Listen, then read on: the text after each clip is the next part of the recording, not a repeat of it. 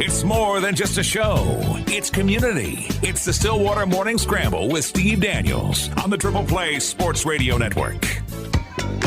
Glad to have you here. We're caught up and ready to go here. Robbie's going to hang out. Appreciate you coming in today. Thanks for having me. I appreciate it. And the timing was perfect because, and I mentioned before, I mowed yesterday. I mowed last night. You mowed? Yeah, we're done. And you said when people see the emergency management director mowing his lawn, it's like, uh-oh. Yeah, they're all like, hurry up, get the mower out, honey. Yeah, I was just surprised. I was even in the back, it was dried up enough. I could get almost all of it because I had some area that was flooded. It dried up pretty quick. I was kind of surprised because, like we were talking about, there's part of my yard I had to weed eat just because I couldn't get the mowers in there, right? And as I was weed eating, my feet would sink into the yard. And then just the very next day, just with a light breeze and 80-degree temperatures, it really firmed up quite a bit, and then waited one more day and drove the mower right over it. So it's pretty impressive how quick it dried up. Yeah. So what are we going to have to worry about this weekend? So tonight, over this Father's Day weekend, we're in the marginal risk category, right? So marginal is, again, the chance, not the type. So storms out west and Panhandle and Woodward, and I think maybe as close as Enid. And then we're in the that's a slight risk, and then we're in the marginal risk. And then everything that we're going to see tonight will be overnight, late tonight, and then early morning tomorrow. So we'll still probably see some rain showers in the morning. Then Saturday be the same thing, only the slight risk area shifts a little bit farther to the east and actually encompasses us on Saturday and Sunday. And again, those are going to be primarily overnight. So I don't want to downplay this by any means, because everybody needs to be weather aware, right? We need to pay attention to the weather, but primarily what we saw last night with the storms coming through and what we're looking at will be the hail threshold, the 1-inch hail, and then the 60-mile-an-hour winds will be the primary threats. I think tornado potential is low or very low. But we still need to pay attention, and we'll be monitoring it, and we'll be updating as necessary. But we're trying to just put out the information that people need to know, right? So we're not going to be on social media a lot, just hammering routine stuff. If it's a thunderstorm warning, we're going to put it out, right? We'll talk about the weather when it's moving in and stuff, but we're not really expecting a lot of severe weather. What we're more concerned with is the rain that could come with it, right? So I haven't looked at the latest rain totals, and they've been adjusting them a little bit all week this week, but what we've seen is anywhere from 2 to 4 inches and 3 to 5 inches. So if we get 3. Okay. And what kind of time frame? This is where we're at. Yeah, now, see, I don't right? know. Is this spread over the weekend, or is it going to be? It's over the weekend, over multiple. If we get 3, based on just steady showers, not a 3-hour event where we get it all. Right. Because there is a difference. We'll be fine. Will we? Okay. Yeah, we've had the last week and a half, couple weeks to recover, and things have drained down. The lakes aren't overflowing anymore. They're where they need to be. So and every day, every hour that goes by, they just get that much lower. So it builds that much more capacity. So if we got 3 inches, I'd almost even say if we got 4 inches of rain over the course of the weekend, over 3 days, we'll be fine. Right. Now, ground won't take long for the ground to get saturated again and everything be runoff, but we would be fine. If we got it all in one deluge and it just happened in just a very short amount of time, we're going to have problems. And that's what happened in Oklahoma City last week. That's right. They got a lot of rain very quickly. Yeah. Yeah. So to update you on what we've been doing, so, we worked all these events. We were on social media all the time. We were putting stuff out. We were, engaging the community. We were updating maps with road closures. We were constantly doing something. We were seeing you seem like almost every day, for a week. We've kind of dropped off the radar, but it's because of all the backside work, right? So last weekend we came in on a Saturday. Payne County Emergency Management, Stillwater Emergency Management, City Manager's Office, and some of our specialists came in. We met with FEMA. We met with the Small Business Administration and the Oklahoma Department of Emergency Management. And we went and toured. We didn't contact individuals, but we went and toured some of our hardest hit locations. And we we showed them what we had. We talked about how long the rain or how long the floodwaters lasted and stuff like that, and actually got some of in our preliminary disaster assessment. We classified some structures as minors, and those actually became majors due to the types of construction, where they were at, the exposure to the length of exposure to the water, the floodwaters and stuff. So they actually increased those to majors. So I think we found out. Let's see that. I think we found out Tuesday night that we were going to be declared, right? So that there will be some federal assistance that will come to Stillwater for Payne County, and anybody impacted by that. When we get those, when we know when they're coming, we'll blast that on every media outlet that we have. Right? We just don't know when that is yet because they're still working on the eastern side of the state at the moment.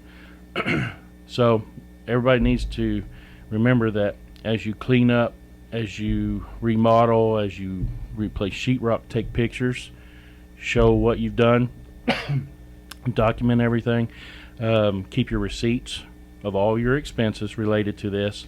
If you have insurance and you used insurance, keep those insurance claims, keep all that information so that when FEMA does come in, this will not just help those that were major, right? This is anybody that was impacted. So I know we talked a little bit when Coach was here about, if you had water in your garage and you sucked it out with a shop vac and you didn't have any damage, you're not going to be eligible. There is a criteria, and those people from FEMA can tell you what the criteria is. So you've worked with them before, right?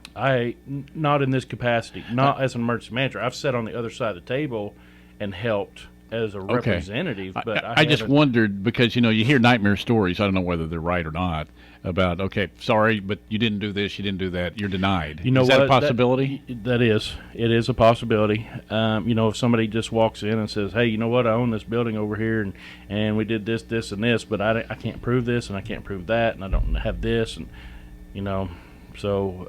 but we will have very outlined information about what you need and what you have to have. To play that on both sides a little bit, in their defense or anybody's defense that's writing stuff out, there are a lot of people that try to do fraudulent stuff, and that's to protect against. And it is, and insurance companies deal with that too. There are fake claims all the time. Yeah. And so for those of us that like to think we're honest, yeah, sometimes we're the ones punished for that. But you kind of can see their point because there's going to be people try to take advantage of it, right? Yeah. Probably not so much here, right? But it happens. Sure, yeah. It happens, and there are ways that you can go back and you can file an appeal against a decision, right?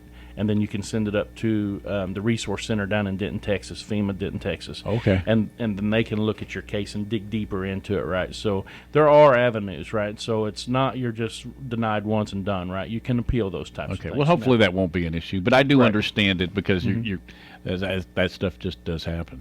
So the good news is there will be assistance. The bad news is I just don't have I don't know when they're coming, right, just yet. So but they're going to come into town and they're going to set up, and right now the Red Cross, the Salvation Armies, or what we call VOADs, the volunteer organizations active during disasters, they're coming on the 17th. I haven't got the confirmation yet, but I talked to Jeff Kuhn yesterday from Payne County Emergency Management, and he told me that on the 17th of this month, which next week, they want to try to set up in the community center. So anybody that needs assistance, like maybe cleanup tools or maybe disinfectants, stuff like that, they can help. So Salvation Army was mentioned, Red Cross was mentioned, the Oklahoma Baptist Association for Disaster Relief was mentioned. So if you need help cleaning up and stuff like that, those they will be here next week. Okay, I want to go back if I could, and it's probably not fair because you were saying you just don't know what time it's going to be. Yeah, I don't know when they're coming. Because is it going to be months? No. And one of the reasons why, I mean, you hear stories about other parts of the country, and the thing is we're not the only state that this is impacted. So they got stuff all over the country. So how long might the wait be? For FEMA to come in? Yeah. We're looking at a week or two. Okay. It could be as early as next week. All right. Right. So we haven't heard back. So the disaster assessment team, they will come in, they'll go look around, and they'll go to door on the hardest hit areas, and then they'll have the disaster recovery center, which is what will be at the community center. And so that's open for everybody, right, in Payne County, not just Stillwater. It's everybody in Payne County. So, every citizen in Payne County will have access to them. Very good. First of next week, we'll know when they're coming. And Governor Stitt, President Trump, FEMA themselves in Region 6 through Tony Robinson, who's the director for Region 6, Mark Gower, the Emergency Management Director for the state of Oklahoma. They have all said that once we get on the ground, things are going to move very fast, right? As soon as they get here, things will move very fast. I know the president called the governor when he was at a site, I think. He did, so, yeah. and promised assistance. And then when Vice President Pence was here, he echoed exactly what the president said, right? So they're moving very fast. For example, I'm pretty sure I can share this. I mean, it wasn't secret, but when FEMA came in last Saturday, we met in our emergency operations center to get a game plan of what we were going to do, what we were going to go look at. And FEMA walked in and made it very clear that they were here to support the state of Oklahoma Emergency Management Department, and Oklahoma Emergency Management Department was here to support the locals, and that this process would move quickly, and there would be quick resolve, right? So show us the damage, get us in touch with those people, and we'll get stuff moving. So wasn't going to be all the red tape is the way we interpreted that. So that sounds great. They were here to make it work. The other thing, and a lot of people don't think about this, but the other thing, so that is called individual assistance, right? That's when I say IA, that's not in internal affairs. That's individual assistance in emergency management world. So police department, internal affairs, bad. IA for emergency management, good, right? So anyway. Acronym 101 on the Morning Scramble. Oh, I'm telling you. So then we have PA, public assistance. Public assistance is for counties, cities, towns, townships, infrastructure, right? Stuff that was destroyed that the city of Stillwater owns, that the county owns. So concession stand at Babcock, concession stand at Southern Woods, roads, bridges, tin whistles, the west entrance to Lake McMurtry, right? All those are what we call PAs. We have our meeting today with FEMA, the Department of Emergency Management, at 1 o'clock. And we're going to meet with them, take them out to show them. So we've already been declared. So Central Electric turned in a bunch of damage that they had just within Payne County, and it met the threshold. So threshold's $282,000 for the county, and they turned in $284,000. Well, they want to come and they want to make sure, because these are estimated numbers, right? So they're not hard, solid numbers. So there is a plus or minus, and if we were declared and we fell under that, then we lose it, right? So they want to come and they want to see our bridges, they want to see the roads, they want to see the washouts, they want to see the damage as a result. So they want to know that they have actually more than the threshold. So just in the projects alone that we have almost $470,000 in rough estimates on what it's going to take to repair what we have. So you take that coupled with the $284,000, we're almost at we're a little over $700,000. So we're well within that threshold. Okay, that's just the city of Stillwater. So when you add the counties on, county's going to be close to $1 million because of all the roads that were impacted, all the tin whistles. I mean, it's probably going to be a $2.5 to almost $3 million PA or public assistance just to get the roads back, the bridges back, the creeks, everything, right? Are these sort of new avenues for you to go through too? Oh, absolutely. Yeah. So I've been in emergency management since 2003, but I was the number 2 person, right? I didn't make these level decisions. So in 4 years, we've had the car wreck or the parade tragedy. Yeah. Now we've got my first, what I consider my first big emergency declaration through the flood. They're coming to look at the tornado damage that we had prior to May, and going to go back to August or April 30th and go back, and they want to see those 2 QLCS or those minor spin ups that we had that did damage out into the county. So they want to see those. So there's all kinds of. I mean, we're so inundated in the office right now, just trying to get things scheduled, to get things in place, to get things put to where they need so that we can make them accessible to the community so that the community can start the recovery process. A lot of people already have, right? You know, we went to one home and they had a company in there and they were completely tearing out the sheetrock, they were completely tearing out the floors, redoing the electrical system that was impacted. I mean, so they had their insurance company was in there doing that for them.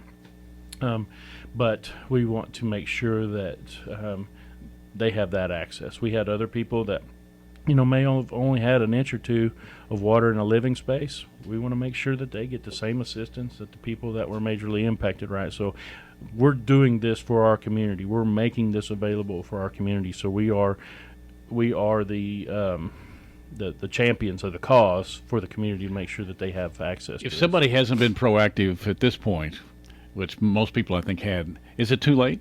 I mean, if you're listening and you go, you know, I may qualify for that. No, it's not too late. Okay. It's too late when FEMA leaves. All right. So when FEMA leaves, when they leave Stillwater, so we're going to ask them to be here a total of 9 days, 2 weekends in a week. And our plan is, at the moment, now, again, we haven't got this worked out, right? But this is our plan. We want them to come in on a Saturday and open shop to catch the people that may have weird working hours during the week. And then Monday, Tuesday, and Wednesday be there from like 8 to 5. But then that Thursday through the rest of the next weekend, we want them to have staggered time frames like 10 to 8, stuff like that, so that people that